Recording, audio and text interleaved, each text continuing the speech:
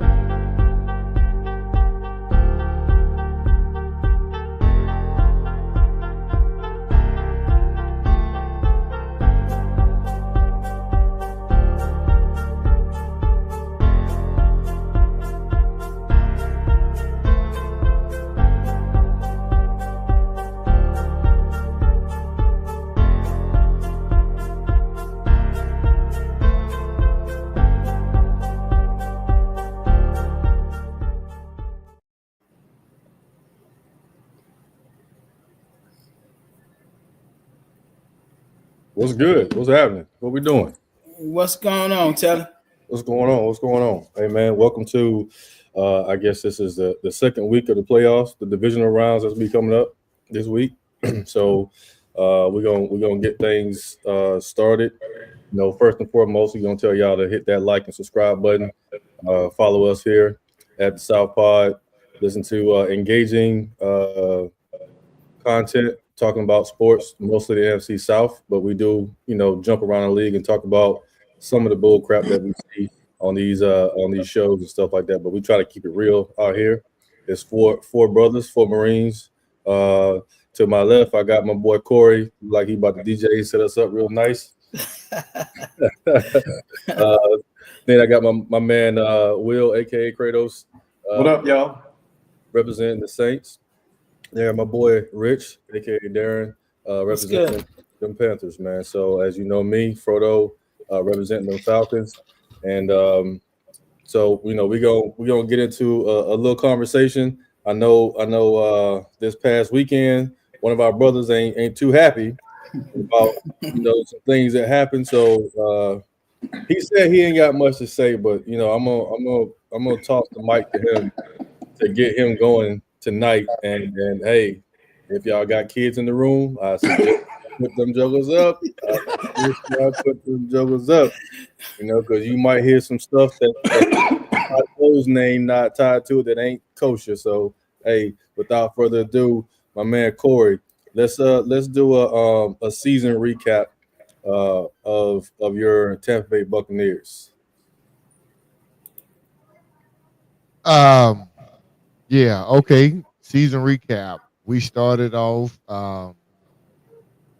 with a couple of questions at key positions, i.e., new offensive coordinator. Would Todd Bowles be able to propel the defense to the next level in order to get Tampa Bay back to, making a deep playoff run? Atlanta was pretty competitive, and everybody had already deemed them the winners of the NFC South before we started. But yeah, Tampa was forgotten. Everybody thought they were going to fall back to who they normally were. Um, so we started the season out pretty good. Offense was clicking on all cylinders. We were surprised with Liam Cohen, or whatever. The offense was looking like a actual contender. The offense. So we had one half of the ball team, ready to go. A couple of key pieces we picked up in the draft: Bucky Irving, Jay McMillan. They proved that they're going to be force multipliers going down the road or whatever. So we off into the season, as expected. Feeling pretty good. Injuries happen, so we rely on the offense to carry us, which they did. The offense pretty much carried the team the whole season. The defense couldn't recover from injuries. But it seemed like to me those injuries didn't matter because those were key players, but they won 10 games without their key players.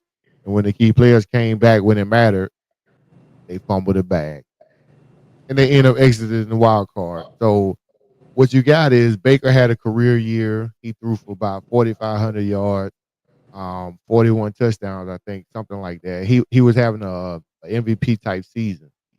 And the defense, as usual, was the letdown. Defense and coaching. So if Baker gives you that that many yards, that many accolades, 4,000 plus yards. I honestly don't see him getting back to that again.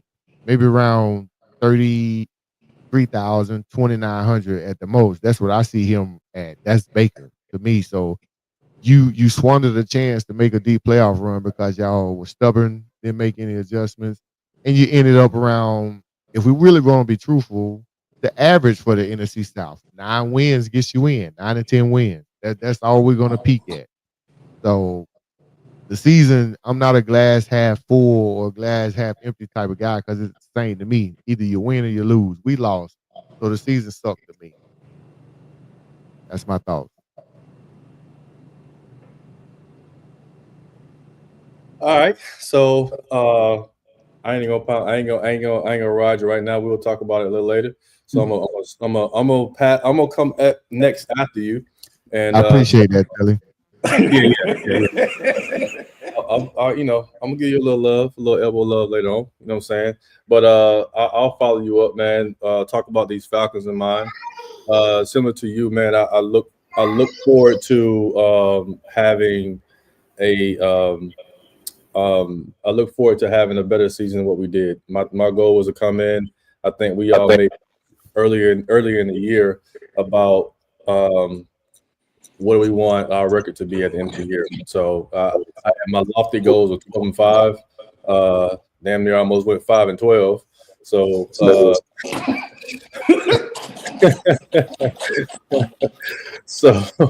but I mean, I was at least hoping for 10, a 10 win season, but we didn't even get there. I think I was questionable of our defensive coordinator, our offensive coordinator, all year, but I was hoping that things would turn around. We had some flashes here and flashes here, and then for the listeners, if you guys have been seeing us talk all season, I've been frustrated about us having one game where the whole team plays at once, and we never had that the entire season.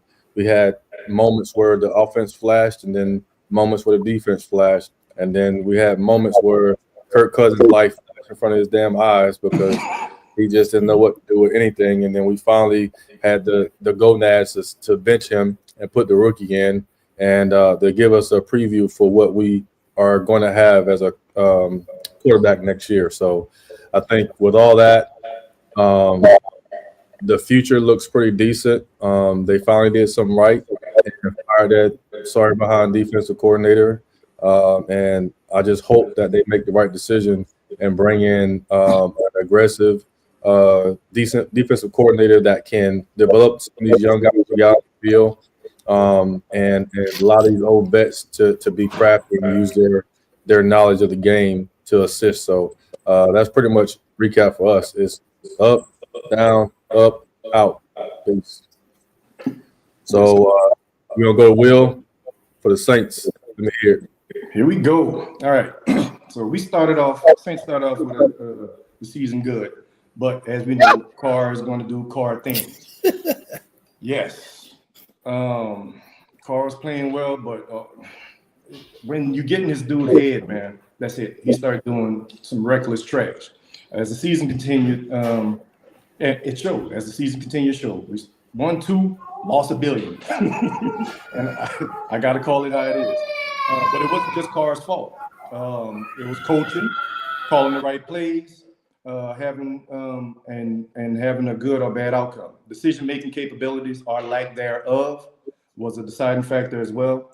So in my review of the team, the games we won, honestly, the games that we won were up against teams that were in the process of rebuilding or trying to see who was the best fit for their team at the time. The games that we won where we thought, when we played Atlanta, that was one of my things. Atlanta said, hey, y'all need a win. So here y'all go. That was that was one of those wins where I was like, oh man, here we damn go. No, just lose out if we're going to lose out. Also, let's see. Oh yeah, I wrote some shit down. We made some changes, but in my opinion, we made the changes too fucking late. We did. We made the changes too late. We got rid of Dennis Allen, but we should have launched Carr as to the next dimension as well. and then we started playing rap. And for us with the Saints, in order for us to improve, we got to make those decisions way on early. And that's the only thing that I think that, as well as getting some damn players and everybody being healthy, that's going to help us in the near future. So that's my review as far as my Saints. He ain't got no background though, man. He's so disappointed. Yeah, he said we just ain't. I just gave up on the background.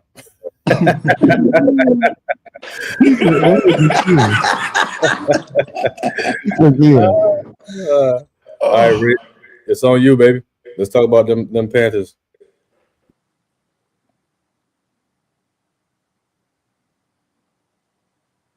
He dipped on us. Man, Wow. it's so bad he didn't even want to talk about it. Man, We got anybody else on that's watching?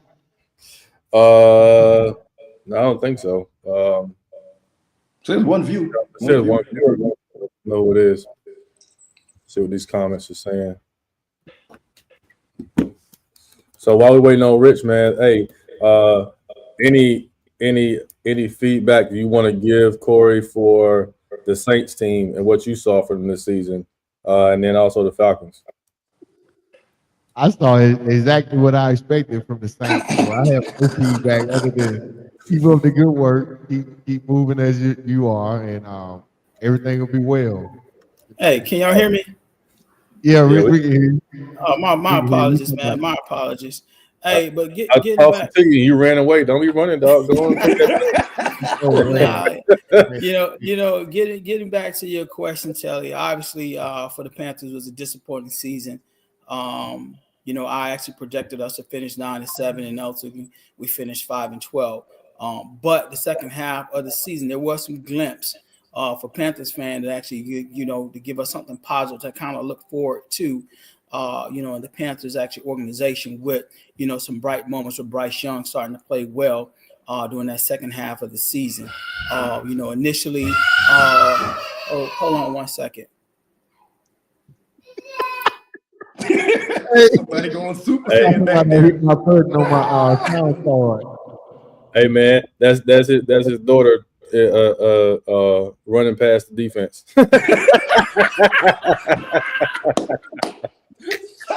Oh, man. I was like, wait a minute. I know I ain't pushed no button. No, boy. That's daughter to give no business. Oh, no. Oh, shoot, boy. Oh man. Hey, but getting back to them damn Saints, 5-12. Y'all old and you don't got no money. It's gonna be that way for a couple broke of as years. hell. I won't restructure. Yep, including the damn GM. Yeah, she is not happy at all. She must be heard Telly talking about the Panthers, so she a Panthers fan. She a Panthers fan, by default. We're not gonna say we're not gonna say who her mom roots for, but I probably should have broke up with her when she told me who her team was. But nevertheless, we still rocking. But like I was saying, man, that during the second half of the season, Bryce Young and the Panthers organization showed some glimpse of hope, for the future, and hopefully we can actually build upon that. And actually, start off next year on a bright note. We had 3 consecutive, one-score loss to KC, the Bucks, and the Eagles. All those games we could have easily won. Turnovers and bad play down the stretch actually cost us each one of those games. Giving up a long run to Patrick Mahomes in that game, at home, which actually sealed our fate. And they actually given it field goal after Chuba Hubbard fumbled the ball. But ultimately, overall, the season was disappointing. But there were some glimpses of some hopes, and I'm looking forward to next season to kind of see, what we're going to do with the all-season moves or drafts, and actually go into the NFC South, looking to actually really compete. But so we'll see, man. All right, man. So we got a guest, man, that's popping up on us. I'm gonna add it to the stage. We're gonna give a nice South Park welcome What's happening? Kendra, representing them Eagles. Did she fly away? Can't hear it. No, I'm sorry, I was muted. But hello, guys. Hello. Fly Eagles fly. How you doing? How you doing tonight? I'm doing pretty excellent. Just waiting on Sunday. All right. See what happens. So usually we bring in people that's from trash teams on the podcast. I see that Carolina Panthers up there. Sorry. Oh, so hey, remove her from this podcast. Season of struggle. Lord have mercy. Get you anywhere. So, but of all the teams that's on the screen represented, your team's the only team that's playing. So we just did a recap of our season. Your season is still going. So tell the fans on what do you think about your Eagles, what you saw in the first week of the playoffs, and what you hope to see this weekend in the divisional rounds. Wow. So yeah. So our guys came out, they showed up, they played. So I'm really great that they continued with that perseverance. They were focused, they did what they did. We got that W. Loving Saquon, I think all the Giants fans and the Giants organization made a decision. We are so happy that you allow him to come over here to Philly land. So very upstanding young man who could have went ahead and got that final touchdown, got them yards, but slid it out. Like straight class. Love him. And super excited that he's a part of the team. But we got those Rams on Sunday. We're playing hungry, real hungry against Minnesota. So hopefully they leave that hunger at home. If they do bring that hunger, I feel like we hungry. We don't have a home. Dang. Hey, did you really hit below the belt on that one? All the way below the belt. But we hungry dogs, and you know what? Hungry dogs, we go hard. Oh, okay, all right. So it rolls us into our next part of the session anyway. So we just want to talk about playoff matchups. So purpose. So the way I'm doing this is, Rich, I'm gonna throw it to you, and you can tell me what you think about the team, the Texans and the Chiefs. I don't want you to pick a team yet. Just kind of talk about strengths and weaknesses and what we should expect from that game, that matchup. Okay, man. So when we look at it on paper, instantly we probably thought like, KC is going to wipe, the field with these guys. But that game that, Houston played against, the Chargers last week, and with DeMeco Ryans' defense stepping up, it kind of like put me at a pause though, and kind of like, wait a minute now, if these guys can actually play this well on any given Sunday, maybe they do have a chance. They have a decimated team first and foremost, so we can't forget that. They got Tank Dell out for the season, Stephon Diggs out for the season. You had a Joe Mixon sighting last week. Nico Collins was actually doing this thing, but they're playing a team in the Kansas City Chiefs who had 3 weeks off. So are they rusty? Or are they well rested? They gave themselves a chance to actually, heal some guys up, to put some things together, to develop a good game plan, to go out there and actually be able to put it on Houston. I think Andy Reid and those guys are going to come out there. They're going to do their thing. I think we're going to see hopefully a good game. And we also got to keep in mind the last time Houston and Kansas City played, Kansas City won that game with the injured, Mahomes, who was actually nursing a ankle injury. So with this 3 weeks of rest, I think he's going to come out there. I think he's going to perform a little bit better. Hopefully this is actually a good game. We can go out there, but Kansas City played some close games, man, throughout the season. They had 11 one-score games. And if they come out there half-stepping and not do what they're supposed to, this may not actually go their way. But I'm looking forward to it, man, and just to see what those boys can actually do to continue that ride and see if they can actually compete for another Super Bowl. All right, man. That's some good points. Something for everybody to kind of take into account before we do our picks at the end of the session. So I'm gonna shoot it over to Will, man. Let me know what you think about those Commanders and Lions. All right. So as it stands, the Commanders and the Lions have they faced each other about 47 times within the NFL history, with the Commanders actually leading 31-16 in the series.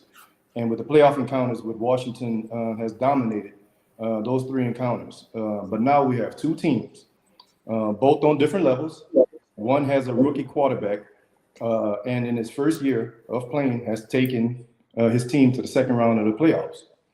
The other team is Detroit, who's been playing well for the last 3 years, and as well as it being their second time in the playoffs. So honestly, this is going to be a good game. And Detroit is going to be seeing some return players. Detroit has Amon-Ra and Jameson Williams, Sam Laporta, as well as, they're going to be getting some people in the backfield. So their all-around offense is going to be off the hinges, as well as the defense. That's what the Commanders have a problem with. They struggle with a good defense when they're on offense. So we're going to see a good game, and I will I'll make my pick at the end of the podcast. But we're looking to see a good game, man. For sure. So, since we got this Eagles fan on the podcast, I'm gonna toss it to you, Kendra. What you think about this Rams? I know you gave us a little bit, but give us a little bit more on the Eagles and Rams matchup. Don't be so one-sided. You mute You can't. We can't hear you. We can't hear She's you. talking about the Rams now. She got it on mute. She gonna take it off mute. I'm sorry. My My bad. I'm not gonna be one-sided. I love my beloved Eagles, but I am also one of those Philly fans that's just like, I'm gonna call a spade a spade. One thing, defense is not gonna win our games. Offense has to step up. They can't carry the game. So if our offense can stand up, we have a good chance of winning this game. Our defense is pretty solid. We got Slay out there making all those interceptions and all that good stuff last week. And, unfortunately, my boy BG is out. He's a beast on the defense side. But I think we've been able to carry it well defensively, but defense is not going to carry us. So it has to be on both sides of the field, defense and offense, in order for us to win this game, because LA is going to come out. They're going to, like I said, they hungry. They got something to stand up for. They're representing LA right now. And if we don't hit on both sides, we will be I will be sitting on the couch with you guys. Shots fired. Shots fired. Lord, we on the couch. Good Lord. So to piggyback off that, yeah, I agree. The Rams is all season they've been one of those teams, like, that game they played this weekend, it was just, lights out and played an outstanding game, and they clicking on all cylinders, defense and offense just doing their thing. And then, they've been doing that throughout the season, but then they have the next game, they have this big letdown. It's like it's not the same team that just played last weekend. So for me, it's a hard game to call because we don't know which Rams team is going to show up. And then to your point is the Eagles have to play on both sides of the ball. I think they need to do better with passing the ball. Jalen was I don't think he was rusty. They did some good things on defense to make it hard for him to throw some passes.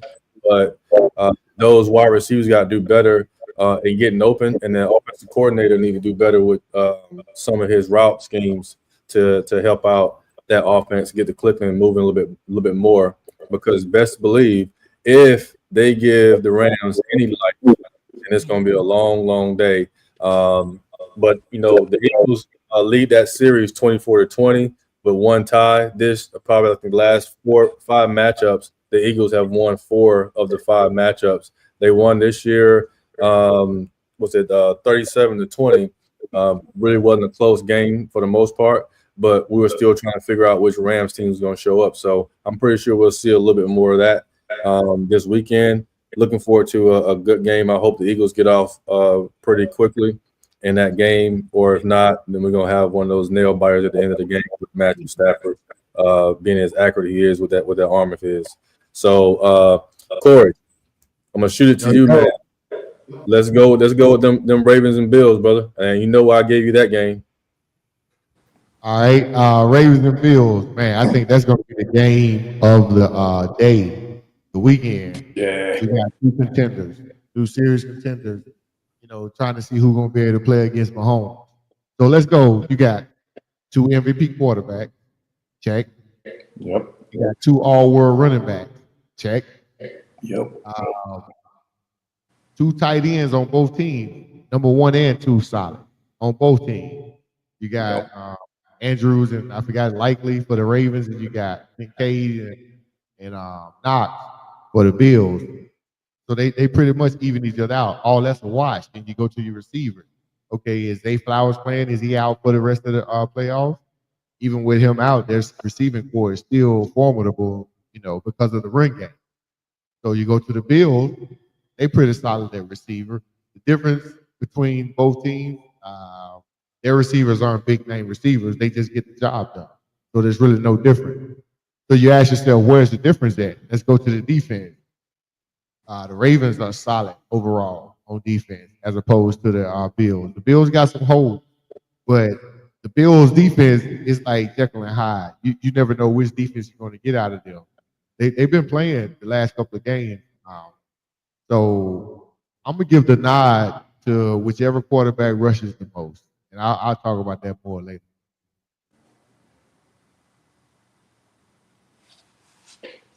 All right.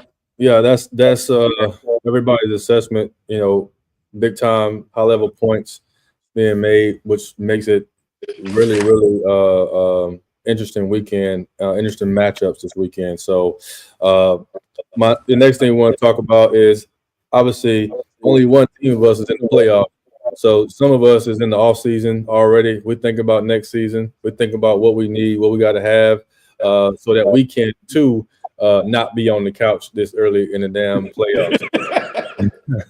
So, you know, at least Corey's team got a chance to taste a playoff game. We didn't even get a chance to get tickets or popcorn or none of that stuff. So I don't call that tasting. There wasn't no tasting, man. So I'm gonna start out, and this is what we're gonna call our 2-minute drill. So each one of us gonna have 2 minutes to talk about what we need and our first and second pick in the draft. I know we come in different rounds or whatever, but let's just go to the first and second pick. So for me, we have some history of not daggone selecting the edge for whatever reason it is. So I'm like, we need some talent. There's a young fella out of Tennessee that I've been watching all season. His name eludes me. I'll try to put my notes and I misplaced him, but we're just gonna run with it. I like his hands. I like his speed. I like his ability to change speeds, go slow, go fast, get around the edge. He got a good dip. So I think he's a young strong. James Pierce, Telly. I think that's who you're talking about. Yeah, thank you, James Pierce. So I think he's not one of the, you know, everybody's looking at, you know, Notre Dame's guys, Penn State guys, and stuff like that, which is great. I think that guy in Tennessee is a beast that we would love to have on our team. Young talent that can come in on that edge and do some damage. Then we need a cornerback, I think, because every time Hughes went out the game for us, our cornerbacks were trash, in my opinion. Safety was doing too much trying to cover that space. So I know that we need a cornerback. That's the thing I struggle with, though, is what cornerback from what team. There's a few that stood out, but in our scheme, I'm not sure they would do well. So I'm still researching the cornerback, but that's my first 2 picks So I'm gonna toss it over to you, Corey. Tampa Bay, what y'all need? We need a new goddamn coach. That's what we need. Oh, we need a new coach. And if you're gonna stick with him, which I think they are, then some changes got to be made on the coaching staff, because that shit ain't it. But if we're talking about players, we don't need to go through the draft no more. Light done a good job with getting us to be one of the top youngest teams in the NFL. So we're already young enough. And if you want the fans to think that you are a contender, we don't do nothing in the draft, but we go after one of these big names in free agency, like a Max Crosby at defensive end, or Charvarius Ward, who's already been linked to want to come to Tampa this year from San Francisco at cornerback. If you want us to take you serious as a contender, and that's why you keeping Ty Bowles, is because you think we're there, then yeah, you better go after one of these big names. We don't need nothing from the draft. We can get it, but we need big names if you're ready to win right now. All right, that's it. All right, Carolina, what you got? You know, man, fortunately for us, this draft class is huge with defensive end and defensive tackle, which are those are the needs that we actually need to address. Hopefully, you know, Brown can actually come back from his season injury this year and actually match somebody up with him on that defensive tackle, so we can be able to go out there defensive edge. So when you talk about James Pierce from, you know, Tennessee, that was one of the guys that I was looking at. And hopefully that we can actually get a type of caliber guy like James Pierce or even Abdul Carter. We have the number 8 pick in the draft for the first round. So hopefully we can actually go and actually get one of those guys. And if those guys are not there, the kid from Ohio State, Sawyer, he's a beast. He's a game changer, and I think he can instantly actually come into the NFL and actually make impact plays and make our defense a little bit better.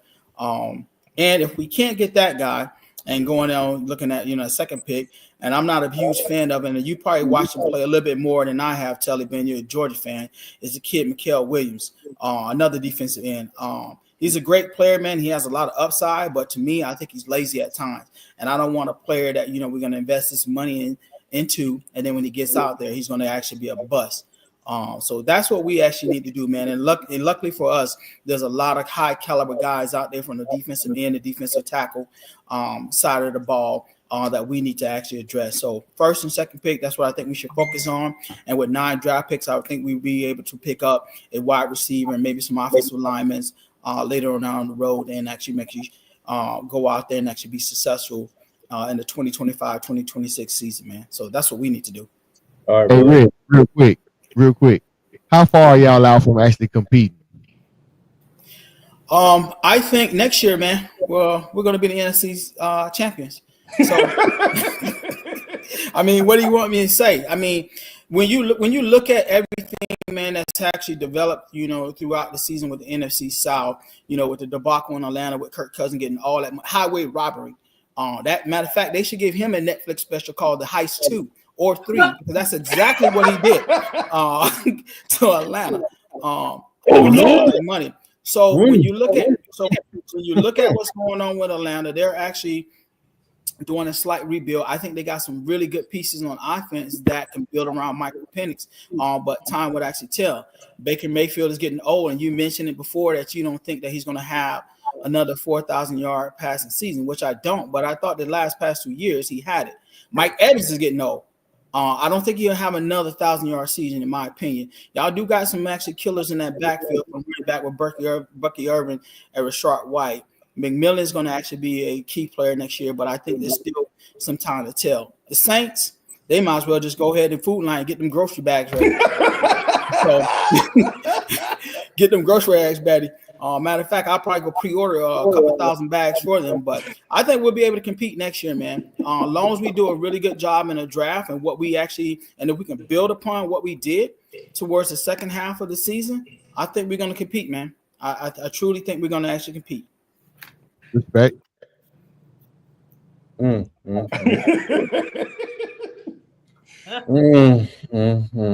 said he wanted all the smoke, huh? I see. Yes, sir. I see he wants all the smoke. So, you know what? People get one win and they think.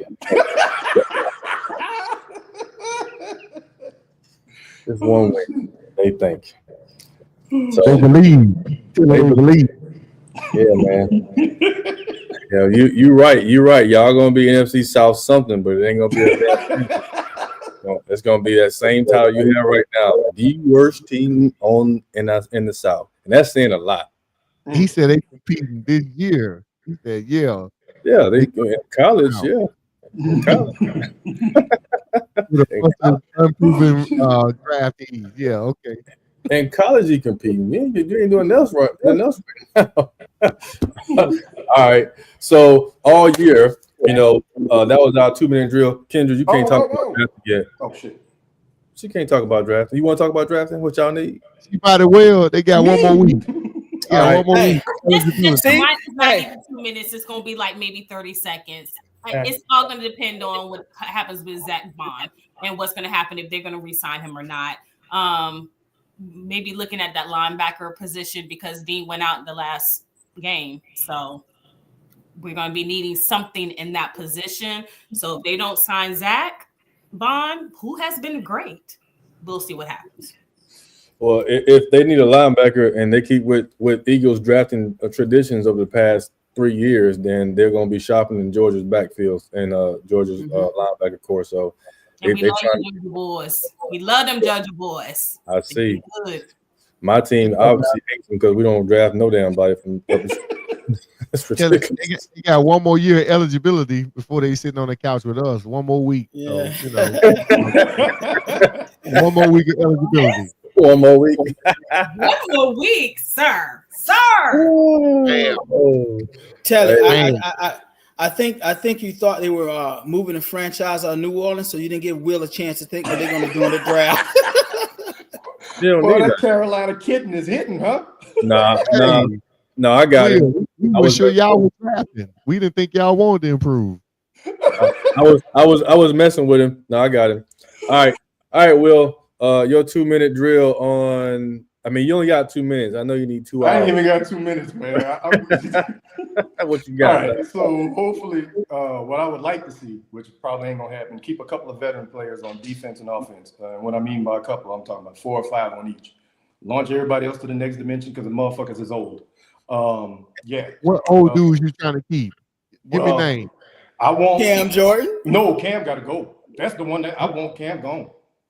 Cam got to go. And we need a replace. So we need a DE and a wide receiver. And the reason why I'm saying wide receiver because we can't bring Olave back, man. He got 4 concussions, bro.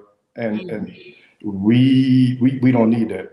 That man need to go live the rest of his life on the couch somewhere, seriously, or coaching, doing something. I'm serious. Stop laughing, Rich. I'm being serious. Y'all got a massive rebuild coming in New Orleans. We do. I would like to keep Rattler.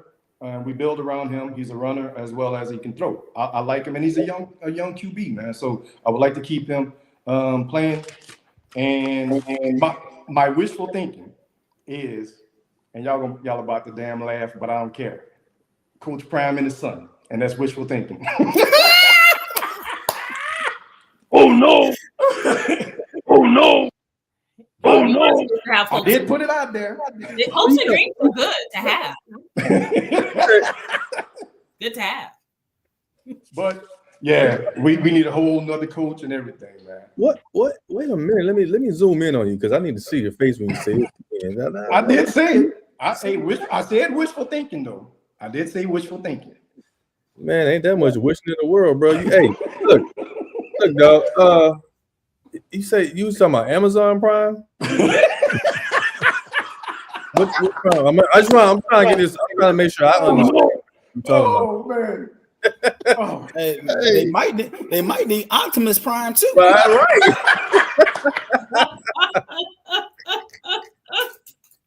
I love it. Primer. I damn love it. I love it. It is a primer. Oh man. I know. You need to send that thing out to the bare metal and prime that thing. Yeah. Hey, Will, if you guys think y'all need to draft a wide receiver, man, y'all don't need to go to the University of Ohio State because all those wide receivers y'all see, man, are not actually panning out well for you. You started off with old Mike and now Chris Olave with all these concussions, so y'all might, Yeah, y'all might want to look at another school for wide receivers. Yeah, Cotton soft up there. man. Cotton soft. Oof. Wow. This boy said Prime and Shador. Bro, I know we broke, man. That's why I said wishful thinking because we Yeah. ain't Hey, gonna, we ain't Will, gonna see no they'll be in New Orleans in nothing February for for what the the Super next Bowl, 2, and that's 3 it. years. I said wishful thinking, but I know that we can't really do nothing because of the lack thereof of cap of money. Because we Yeah. struggle. The struggle is Y'all freaking about to real. sell a stadium just to pay the team. True. And I'm you know, laughing, and if but it's Jerry true. can't get him, you definitely ain't getting him. So No, yeah, definitely. Facts. yeah. Facts.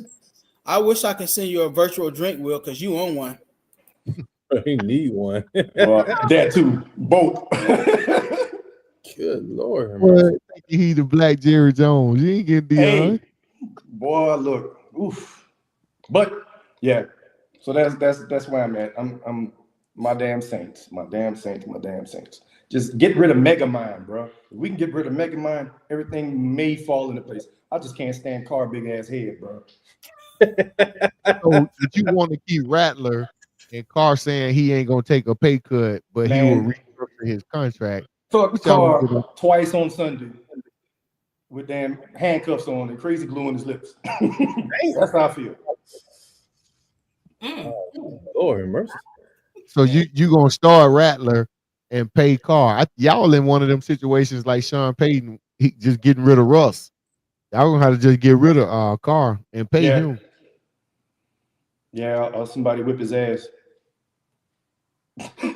Stop saying Getting that. to change his tone, huh? Yep, You so violent. Will is so violent. That man ain't giving up his money. man. I thought that the HBO TV show Oz went off, but the way Will was describing himself, god damn. Yeah, handcuffs, super glue, the whole nine. That's a whole lot. Man, that dude just upsets the hell out of it, man. Look, I tell you what, though, if Taysom Hill hit the market, I'd be glad to have him. leave him You alone. know, You not- notice I didn't say nothing about him. Leave him alone. But there was a story about when Will talk about the rebuild in New Orleans, about getting rid of some of those veteran players, like you mentioned, and Taysom Hill was a part of that. Taysom Hill, Cam Jordan, Yeah, it was 9 of them. what's the honey badger name? Tyrann Mathieu. Trying to get rid of all those guys. So we'll see. But just like you, Corey, I'll take Taysom Hill as well. Absolutely. Hey, I didn't say him. Y'all can have Olave. Y'all can have Jordan. How about that?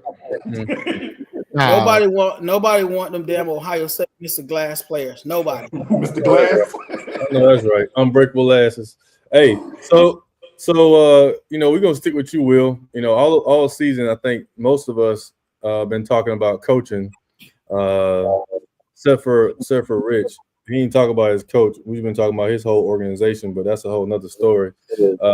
But I'm gonna toss it to you, Will. Tell me about your coaching, man.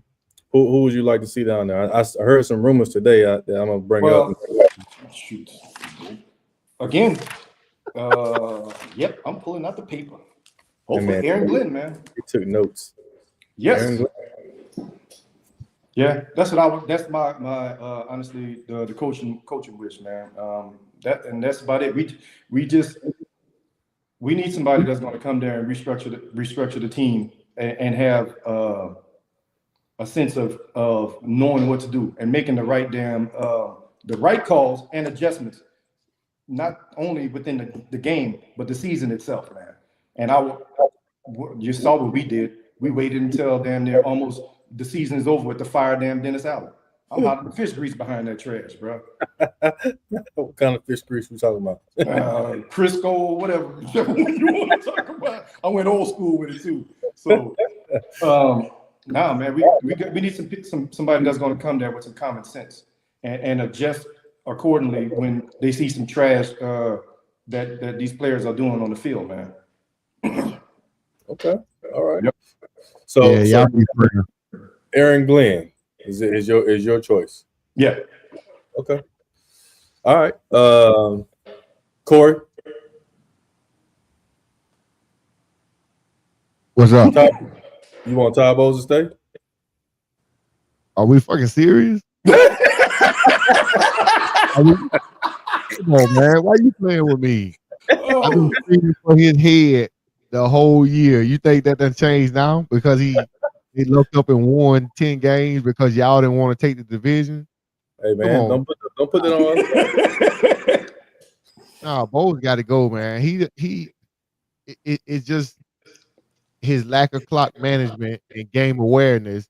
It's costing us the game and his situational awareness because, like Kendra was talking about earlier, it's an offensive league.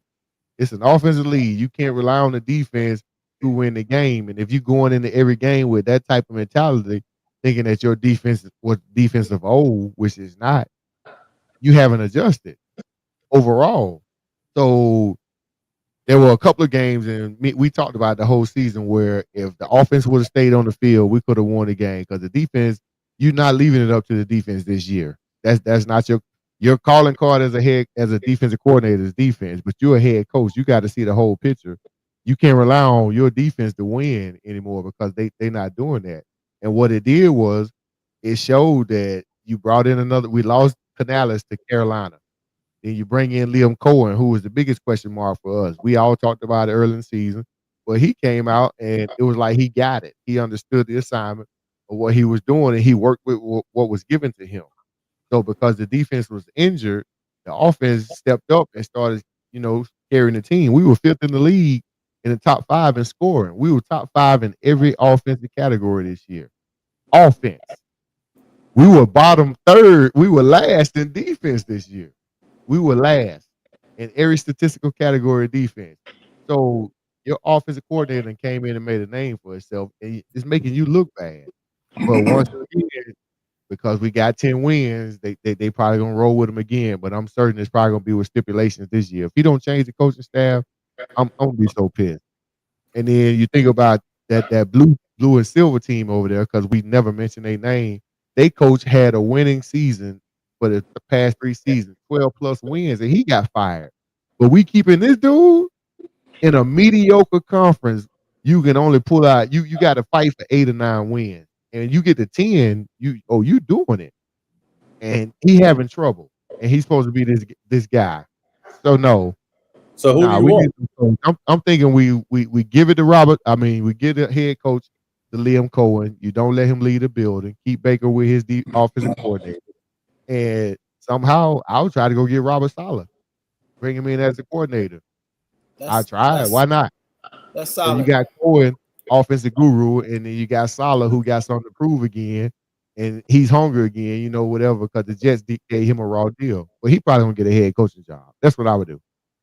So that's interesting, Corey. So you would want Robert Saleh as the head coach, and have them flip the roles. You're still getting the same thing, but I think as a head coach, I probably would actually go after Robert Saleh a little bit more than Cohen. How you feel about it? At this point, Rich, I'll take it either way I can get it, as long as Bo's out the door. As long as Bo's out the door, I can take it anywhere I can get it. I'm sorry. His record don't lie. He's a mediocre coach. He's not a proven winner, and he's not a proven loser. Bowles is right there in the middle, and he's trending more towards the latter. So no. He ain't moved by none of this though. You see his expression. His expression don't change for nothing. Sure don't. There was only one Tony Dungy. You ain't it, buddy. Ooh, Ooh. Hey, so Rich, fired. Right. So Rich, yeah. you happy with your coach? So let's talk about your GM. Can we keep that Bama or what? You know what, man? I was trying to get rid of everybody in the organizations. Shit, David Tepper on down. David Tepper, Dan Morgan, and Canales. But it'd be kind of unfair to Canales, being that he's a first-year coach, although he's not a melanin coach, so he kept his job. But he is though. Shit, he lighter than the rest of them. So hold on 1 second. That's Canales right now. Yeah, that is. So I think that with what Dave Canales was able to put together towards the end of the season, I think that, they can actually build upon it. We got 9 draft picks. So you should be able to go out there. That'll be, it depends on how we draft. I think that would tell the tale about Dan Morgan. Initially with some of the moves, and we got rid of DJ Moore, Christian McCaffrey, and all these different players. The boy we sent to the Cowboys, which we drafted him over, Jaden Reed and some of these other, wide receivers that would actually get in play time. I can't even think of his name right now.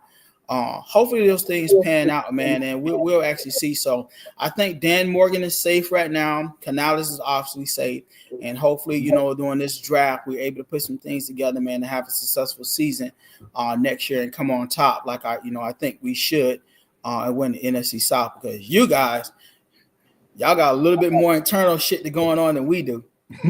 So, Hey, Rich, we done told you to stop hitting stuff. Cut it out.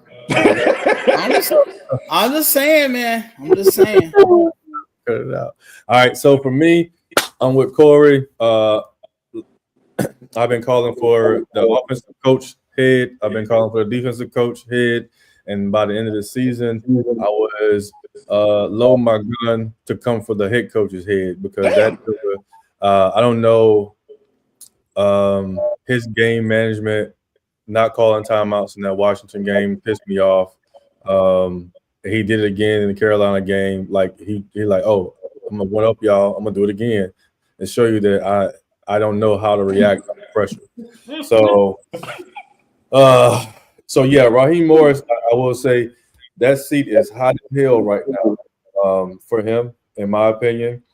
He did one thing he needed to do to kind of slow things down, slow the ejection out of his ass already, and that's by firing that defensive coordinator. But don't speak highly of him when he's a defensive-minded coach. He's supposed to be a defensive coach. So if you can't get him right, you can't pick him right, then that says a lot about you and your ability. So we need somebody to come in there and light a fire under these kids and get them to play fired up. I love Drake London, his tenacity.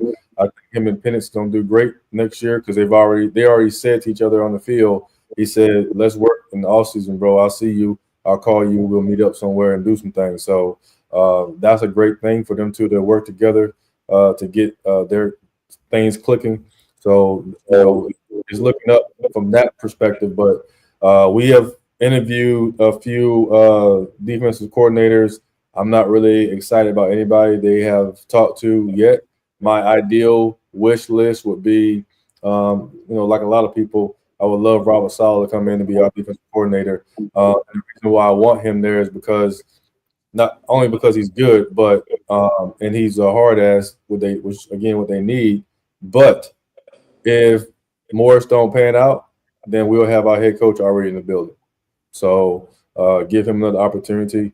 And if I was a GM, that's how I would lure him in there as a defensive coach. I know Raheem is the one who's out there setting up interviews, so he's gonna try to take his own seat, and I ain't mad at him for that. But if he don't improve next year, his ass is gone.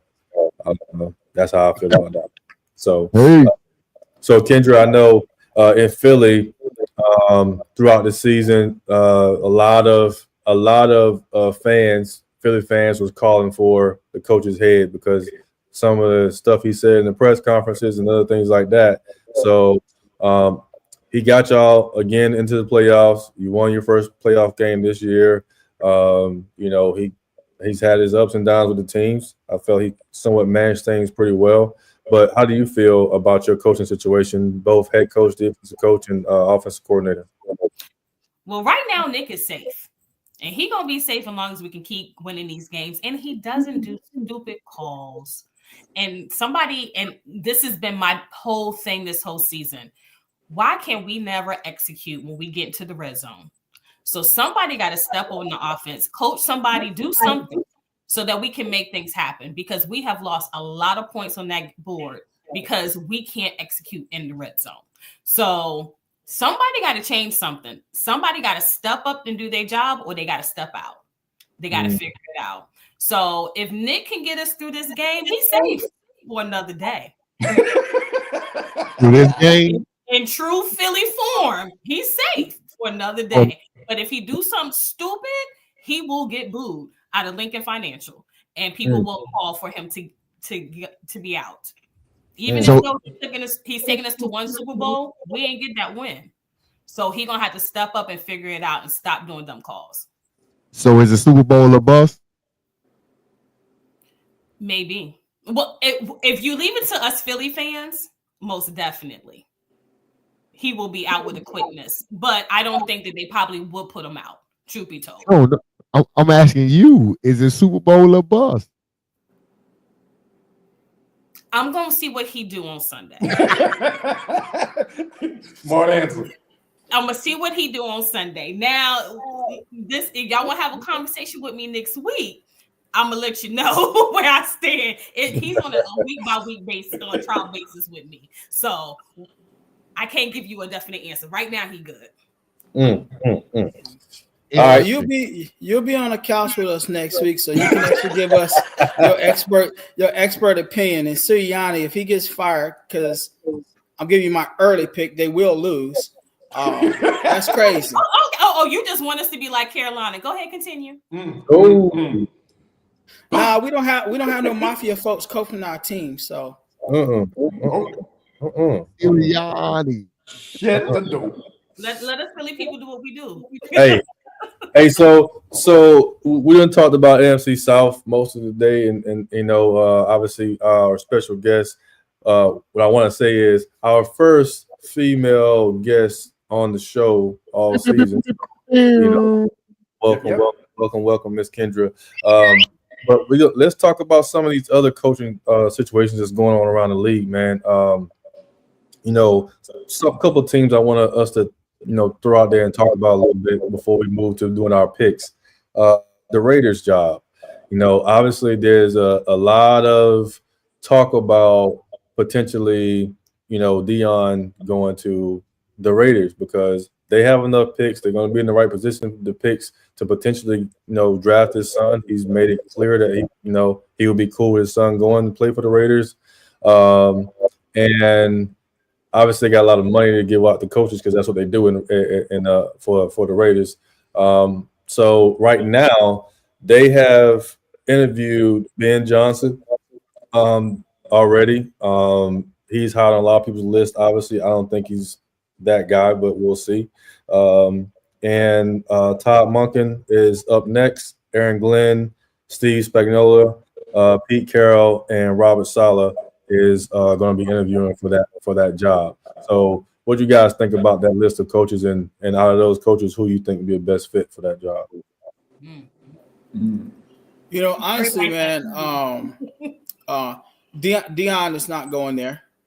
First and foremost, he's not going there. I think what will happen because of some of the familiarity with the West Coast type of football play, Robert Saleh probably land that job, in my honest opinion, man. I think that if they can actually announce Robert Saleh as the head coach, I think that'd be enticing to kind of keep Max Crosby to a little bit. I think he still maybe leave. I think he would go to Atlanta. He want to be like the other white boys, so he can be on Hollywood, Atlanta Housewives or something. But the Great White. Yeah. So I think Robert Saleh, man, is actually going to get that job, man. Honestly, because his connections being there, being a coaching up in San Francisco, just like the familiarity, and I think that he's a actually player's coach, and I think a lot of guys would want to play for him, and I think people think that they know that he got a raw deal in New York. So I think that Robert Saleh will be the next Raiders coach, man, and I think those guys will be able to actually do some things with him on the coach as long as he put the right staff around him. So that's my opinion. All right, real quick, Corey, what you think about that? Real quick. Robert Saleh, it gets sticky because it's a lot of factors that go into him going there. Because number one, that dude up in New York, that quarterback, might have something to say about that. Because if he plays, I foresee him being on the West Coast, Raider in particular. So I don't see a pairing of Saleh and Aaron Rodgers again. So it's a lot of stuff that's going to go into that one. Okay, I like that. like that perspective. Will, what you got? Yeah, no comment. The realest shit he ever We need a said. goddamn coach. Right. I ain't worried about everybody else. I want a goddamn coach. All right. Well, I'm gonna move to the next team, and then Kendra, I'm throwing this one at you to see what you guys think about this. So, Chicago Bears have been the bad news Bears for I don't know how many damn seasons. They have all the talent in the world up there, but can't seem to find a decent coach. Ever since they did old boy dirty some years back. So, I hope I wonder if the jinx is gonna lift up anytime soon. Probably not. But their list of, I mean, they've been interviewing damn near half the league already. So they interview Anthony Weaver, Drew Petzing, Mike Vrabel, which I already know where he went, Mike Kafka, Pete Carroll, Ben Johnson, Aaron Glenn, Ron Rivera, Thomas Brown, which is already interim head coach. So they did give the man an interview. But they still have Brian Flores left, Arthur Smith, David Shaw, Todd Monken, Joe Brady, Matt Campbell, blah blah blah blah blah blah blah blah blah, and Mike McCarthy, the former Dallas Cowboys head coach. So, what do you think, Kendra? Who the hell should be in Chicago? Just let McCarthy go because anything Cowboy is trash. So just let him go ahead and go to Chicago. Keep moving.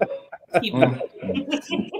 And crazy thing is, I think he might end up getting that job because of the fact that they somewhat need an offensive-minded coach in some aspects that got a little bit of history.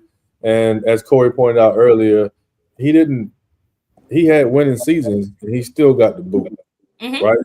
So, he found a way to get the team to win. So at least that's a start. But they don't.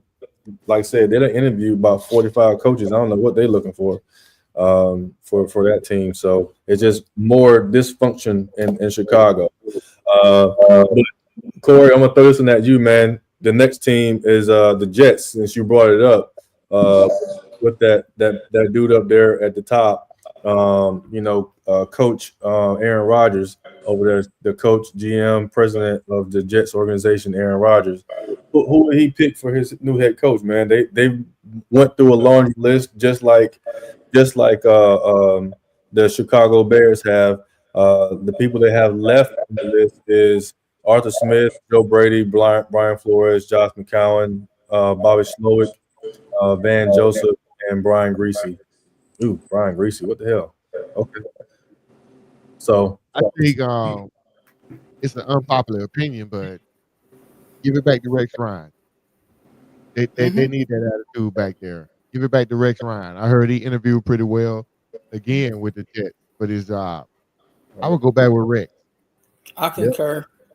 Yep, they did interview him already. Him and Ron Rivera was interviewed. Matt Nagy, Mike Vrabel, Aaron Glenn, so on and so forth. But yeah, I agree with that too. I heard him talking about it earlier on Get Up one morning I was watching, and I think they're gonna pull the trigger. My thing is, how long does he last though? I think he might only last a season, unfortunately. I don't know if he's gonna last. I don't know. He might pull another butt fumble out his ass again, and they make a deep playoff run. with the boy from Florida State, what is Travis Hill, the quarterback? The sleeper ain't nobody knowing about. Yep, ain't nobody thinking about sitting over there quiet and getting healthy, watching people on TV. So, absolutely. All right. So it's time. It's that time of the show, man. When we get to these picks. So last weekend, Corey, you got 4 right. Rich got 4 right. I got 4 right, and Will, no, got 2 right. So let's see what we got for this week. So game number 1 we have is the Chiefs against the Texans, obviously playing in Kansas City, as Corey mentioned earlier. Rich mentioned earlier in his brief that Mahomes and team been out of practice for about 3 weeks. They haven't been playing in about 3 weeks. So let's see or not, what's gonna happen? Kendra, I'm gonna start with you, ladies first. Who you got? Unfortunately, I'm picking Kansas City.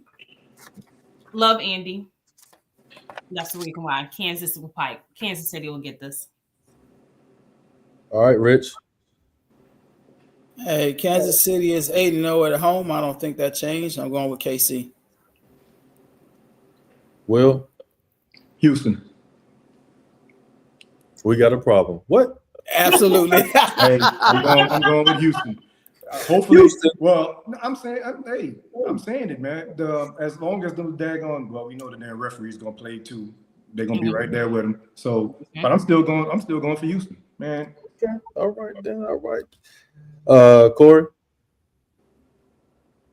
If Houston can play the way that they played last weekend on both sides of the ball, I still say Kansas win by 3.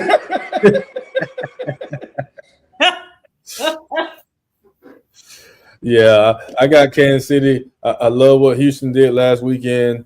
It was a good way to kind of go out this season playing that game, kind of upset maker. I absolutely love that because they showed the world who that fraud ass quarterback is in the LA Chargers team, that old crazy ass Herbert. So I love hearing them analysts talk about his ass, and people start putting their foot on his neck, talking about, is he a talent or what? And everybody's like, no, he got Jim Harbaugh. They're going to save him. No, that nigga's just trash. Y'all paid too much money way too early, and he trash. So, yeah.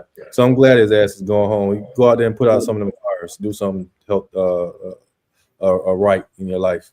Tell us why you really mad. Tell us. Hey, shut the door. I can't stand that dude, man. I can't stand that dude.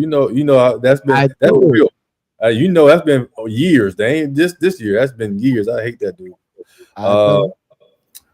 Commanders versus Lions. Who you got, Kendra? I'm gonna go for the Lions, but the Lord always works in mysterious ways for Washington. Lord always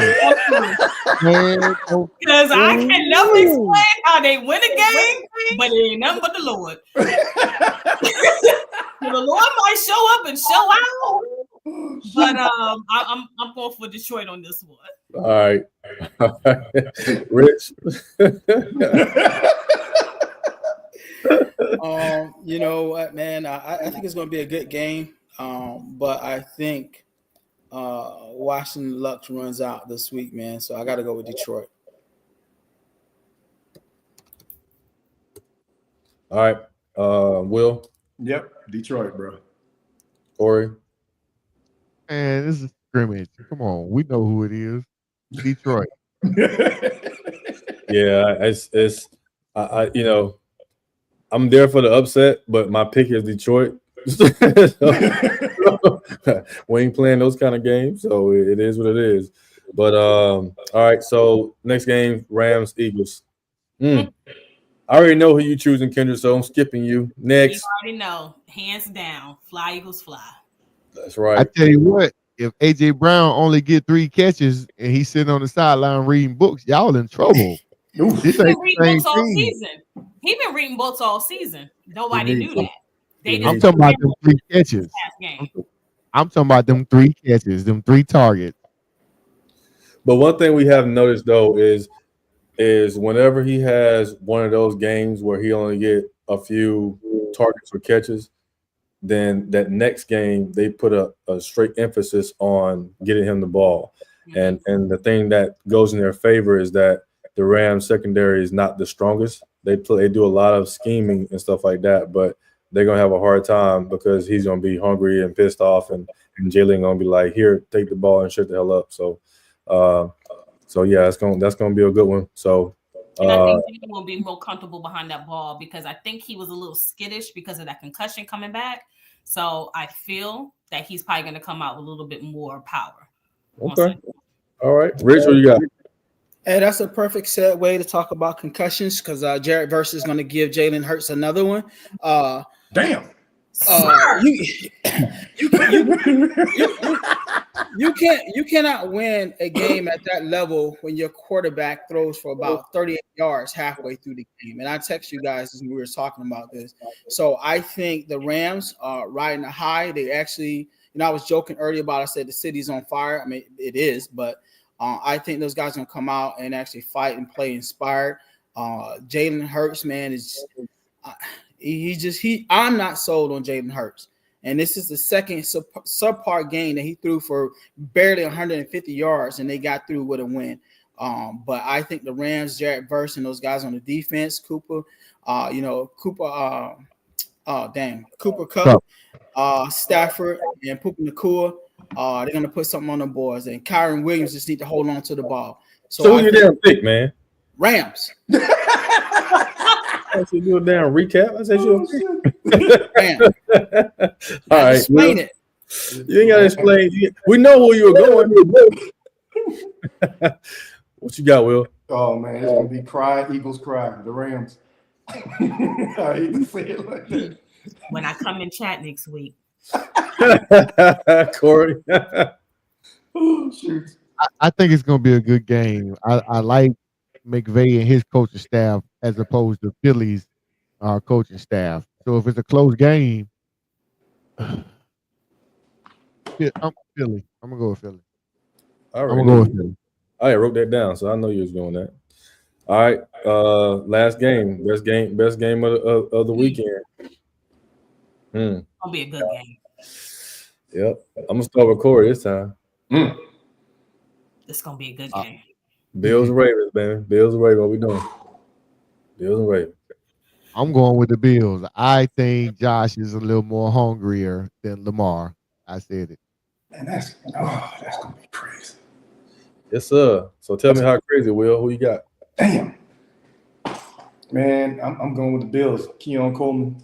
I would like to see that little boy, do something. So, yeah. Rich. Keon Coleman ain't do shit all season. Ravens. Kendra. This is a hard pick for me. I think I'm gonna go Buffalo. I think I'm gonna go Buffalo. Only if Baltimore comes in and Jackson coming with them grills and they come hungry like they were Saturday and hardly push through, they may win. But I don't know if they're gonna be that. I don't know if they're gonna show up. So I'm gonna go Bills. I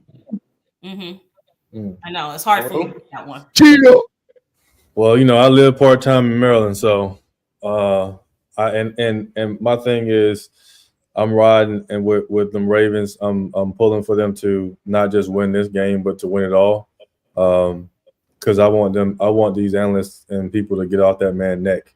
Because I don't know, he might win his third MVP, and damn, I need to win a Super Bowl because he playing some phenomenal ball, and I'm not sure how long Todd Monken gonna be there with him.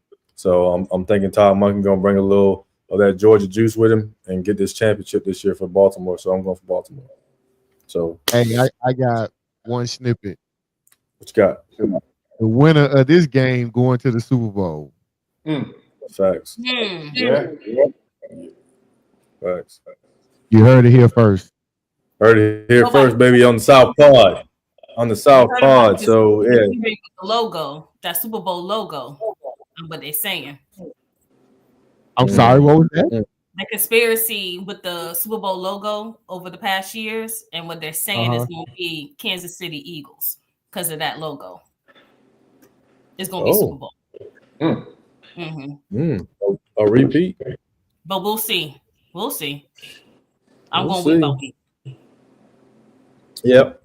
So hey, it was another great session by us, man. But to all the viewers, we had a couple people watching us tonight, and we want to first, thank Miss Kendra for her time coming through, represent her Eagles well, represent the ladies well. We appreciate you. We'll be on the Thank couch you, soon. ma'am. Thank you, ma'am.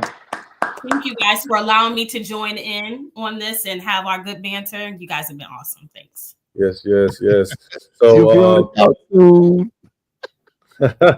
So hey, we love for you guys to hit that like and subscribe button.